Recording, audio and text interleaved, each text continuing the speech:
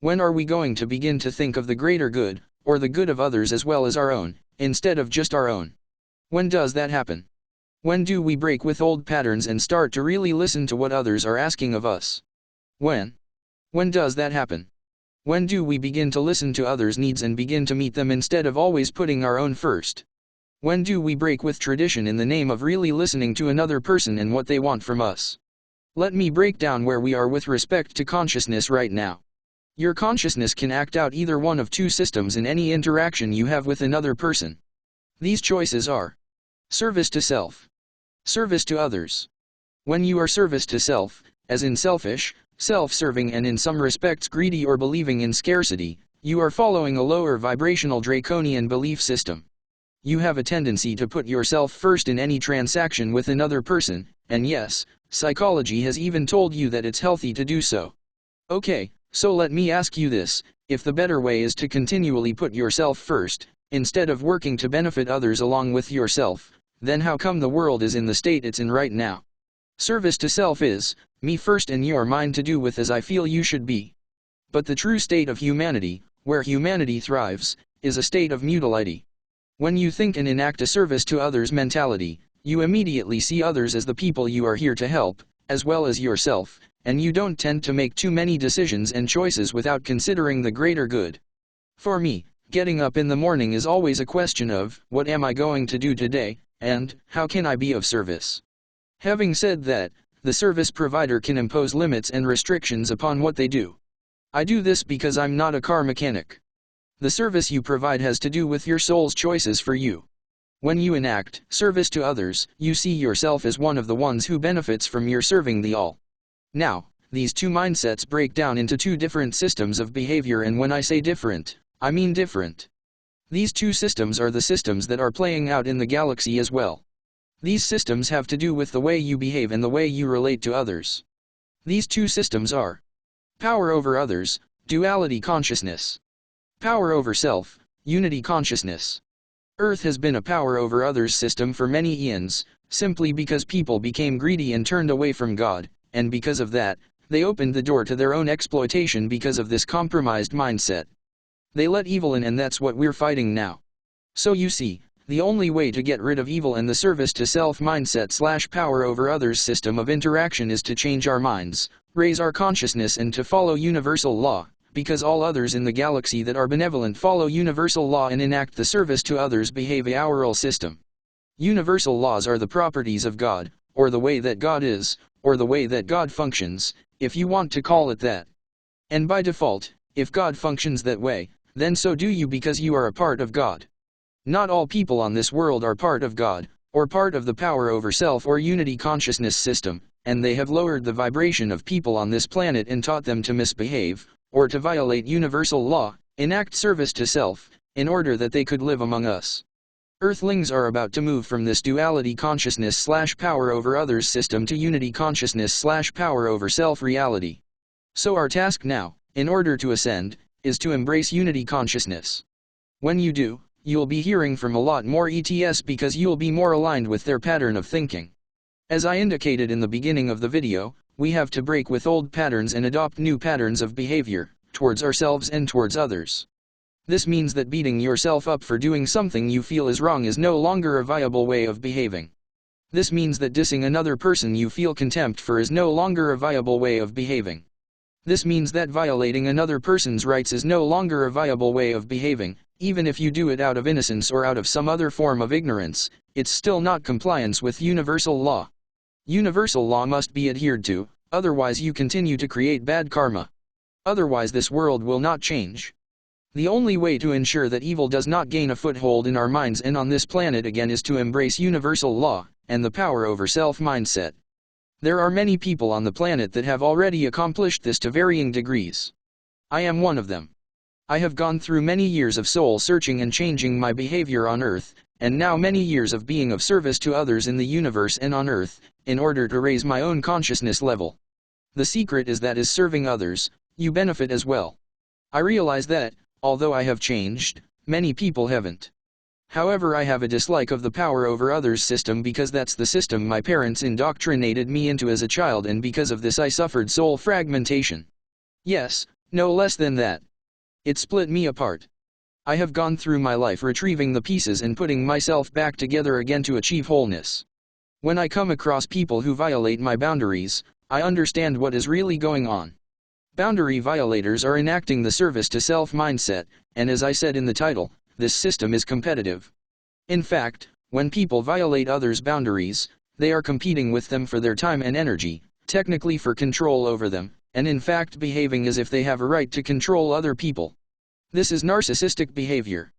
The narcissist believes they have a right to control what others think, do, and feel, and for anyone in a narcissistic relationship, it started with the first boundary violation. Yes, that's a pretty extreme statement, isn't it? I stand by it. The only difference between a narcissist and someone who is unaware of their violations is personal level of awareness. Some do it overtly, others do it unconsciously, but it's still being done. When you analyze a boundary violation down, even a small one, narcissistic behavior is at the bottom of it. The only thing you have responsibility for in your life, with the exception of underage children, is yourself. To encroach upon others' boundaries in an attempt to control their expression of God in any way, is you playing God. I rest my case. You are an aspect of God, but not other people's God. They have their own network, as yet unseen, to guide them that they have chosen to work with them in this lifetime. The only reason that people have embraced narcissism to the extent that they have on earth is because they forgot God, and turned towards materialism. In forgetting God, they built themselves up instead and held themselves up as either almighty or as the disempowered victim. The only way not to have this continue in your life is to serve others as well, and the more you do it with boundaries and with setting limits, the less self-oriented you become. I took this article by Dr. Michael McGee or the Mindwell Community, drmichaelmcgee.com, to explain the relationship between narcissism and materialism. Dr. McGee sounds like a pretty cool guy. Materialism and narcissism. In the United States, we live a society seduced by materialism in the pursuit of pleasure and comfort. Some of us also buy status items in order to enhance our self-worth. We live in a world where preoccupation with self-gratification risks isolating us from each other, leaving us vulnerable to neglect of those with whom we share our lives. For too many, life has become about money, possessions, comfort, and pleasure. As the saying goes, he who dies with the most toys wins. Too many of us abandon the fulfillment of love and connection and swim to the siren of materialism. We even hear the terms, shopping addiction, and shopaholic in recognition of the addictive nature of unhealthy materialism. Materialism can be an aspect of the disease of narcissism, in which we feel inadequate and deficient just as we are, rather than feeling good, whole, and complete despite our flaws and imperfections. Like an addiction, narcissism is a compulsive self-preoccupation at the expense of connection and interconnection. The daily agenda of a narcissist is to self-soothe through interpersonal relationships, in which they seek affirmation and gratification, as opposed to the opportunity to love. The narcissist also feeds on power and control, as these fuel their grandiosity and sense of omnipotence in order to mask their fundamental core experience of being bad or defective. They take material riches as a sign of their value and worth. Narcissism takes many forms. All of us have some form of it. There is a healthy form of narcissism in which we feel good about who we are while being mindful of our faults. Healthy narcissism involves taking care of our needs and asserting our rights without abandoning our care for and consideration of others. Healthy narcissism leads to a healthy materialism, in which material goods are a means to take care of ourselves and empower us to love others and fulfill our other life purposes. In this type of materialism is a necessary means to an end, rather than the end itself. If we look carefully at our own narcissism and materialism, we see other interconnections and similarities. First, gratification is shallow and temporary. We may be happy for a moment as we drive our luxury car off the showroom floor, but that happiness fades quickly as the problems of our lives reappear from the fog of our new possession. Similarly, we may bask for a moment in the narcissistic glow of our perceived enhanced status in the eyes of others, but this glow quickly fades, leaving a persistent, gnawing angst throbbing at the core of our being. The angst that in some vague way, we lack value, are not worthy, or are just plain bad. When we adopt materialism as a way of soothing ourselves or enhancing our perceived value, we are merely putting a temporary bandage on a festering wound. There is a better way. First, we need to see the transient and unsatisfying nature of our purchases, and ask ourselves when we are to buy something, is this necessary for me to pursue my life goals, Or is it something I want to buy to soothe the pain of my existence? We then need to firmly renounce these band-aid purchases and commit ourselves to addressing our disease directly and authentically. One of the greatest human inventions of all time is the 12 steps. Although they are not for everyone, and use outdated terminology such as the word God in a way that can alienate the non-religious, they still can serve as a cure for narcissism and other character pathology. The steps create an integrated and comprehensive methodology for character transformation. In step 4, one does a fearless and searching moral inventory of both one's virtues and liabilities. This is a courageous process of investigating ourselves and seeing exactly who we are. In step 5, we admit what we have learned, first to ourselves, then to God, and finally to another person, often our sponsor. This step goes a long ways towards healing the shame of narcissism, as we experience being accepted and valued by another person, despite our dark secrets and flaws. Further steps facilitate relationship repair and reconnection, continued spiritual growth, and service to others. Individual and group therapy also serve as potent tools for the hard work of character transformation. We do well to engage in mindful consumption. Ask yourself, is these purchase necessary for me to achieve my life goals? If the answer is yes and the purchase is within your budget, buy away. If not, exercise mindful restraint. Join the Well-Mind community. Get exclusive access to Dr. McGee's teachings and a supportive online community that cares. I'll link his website in the comments in case you'd like to join or read what else he has to offer.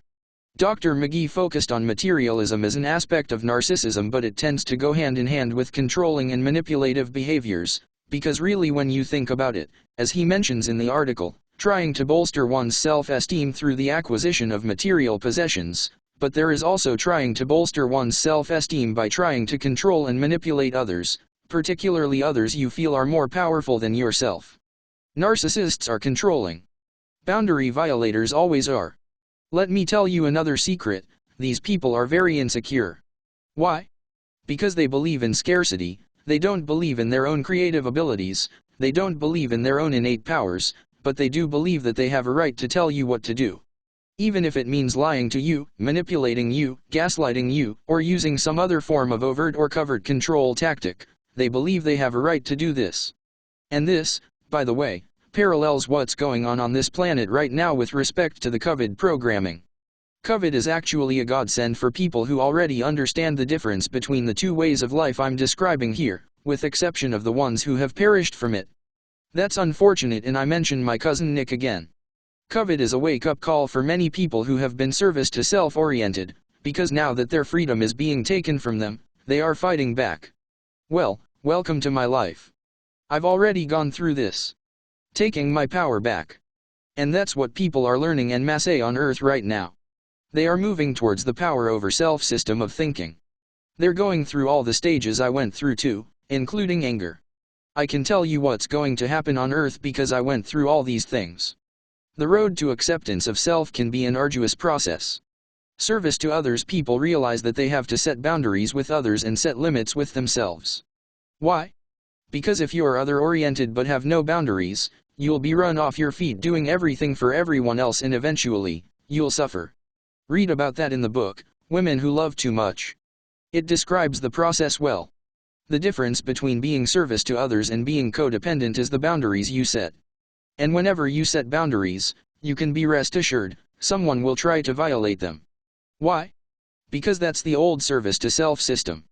There are people of both systems on this planet right now trying to interact. When someone violates my boundaries, I realize that I have a service to self person on my hands. I listen to messages of how much my service is appreciated, but within the context of a boundary violation, sorry, these words ring empty. Perhaps the person does appreciate my service and they do appreciate me, but to what ends? To exploit me or to respect me? To listen when I say no, or to bash through my boundaries and try to use me against my will? Since the person has already violated my first boundary, I then assume I have a power over self person at hand and deal with them according to my own boundaries and limits. I will also know which system empowers you, service to self or service to others, and I will know what frequency you are. I will also understand who sent you. Since your frequency is that low, your attachments sent you my way. I get a lot of that. I have a right to not be nice, which is a codependent state of seeking acceptance at the expense of one's self and one's sanity. Being nice is different from being kind. I have a right to not accommodate everyone, especially when they don't respect my boundaries. These are all things I can tell many of you still are learning. I've learned them, long ago, but it doesn't help the pain of being reminded every time someone violates my boundaries that the first people who did so were my narcissistic parents, who never once told me they loved me, which is good because at least they weren't lying. I have come to understand that there is no love in domination, controlling, manipulation and oppressive boundary violating. I understand that they had some positive motivation, but the way it was expressed was not loving. So I generally don't have a good impression of boundary violators. As a matter of fact, I see them at best as people who will neglect and disregard my needs, at worst someone who want to exploit me to their ends. Because I'm self-empowered, authentic and assertive, I will set appropriate boundaries with you. However, I will expect that you won't listen. Because that's the nature of competition, it doesn't like to lose. Competition competes, and if you are fed up of the deep state and wish they'd come out with their hands up, I'll tell you they won't. This is the way they are. They know no other way of being. They do not have the ability to change as a true human does. They will fight till the last man or woman is dead or arrested. What people want is cooperation. Well, they don't cooperate. Cooperation for a competitive person is only done for self-gratification. If the light arrests them and makes them an offer they can't refuse, then they will take the better option. I'm sure the light forces have offered many threats in dealing with these dark ones because they won't offer anything that works with their narcissistic nature. We also have this social more along with the adage, if at first you don't succeed, then try again. That is the hallmark of a competitor. Someone who follows a system of cooperation doesn't believe in failure. There is always a gain to be had in any transaction. You see, you have to understand both systems here. And every day you deal with others who do not understand you. The competitive system of power over others is limited, because how much power are other people going to give you before they finally tell you to shove off? The cooperative system of power over self is unlimited because you, as an infinite eternal being of light, are unlimited. Ivo and I have a system of working with you that does not allow for either your dependence on me or your empowerment over me. We expect you to take these messages and make out of them what you will. I can't force you to see something you are not ready to. I have opened up our service at times in order for you to clarify information through our channeling service. And that is the only way that I extend any help to you, other than all the information we leave for you to read or watch on video. There's not only our information, there are many others who are teaching the law of one or unity consciousness. I work my service the way I work it. I don't care what others do, how available they make themselves to you, or whether they befriend you or not. I work my way. It is unique to my needs.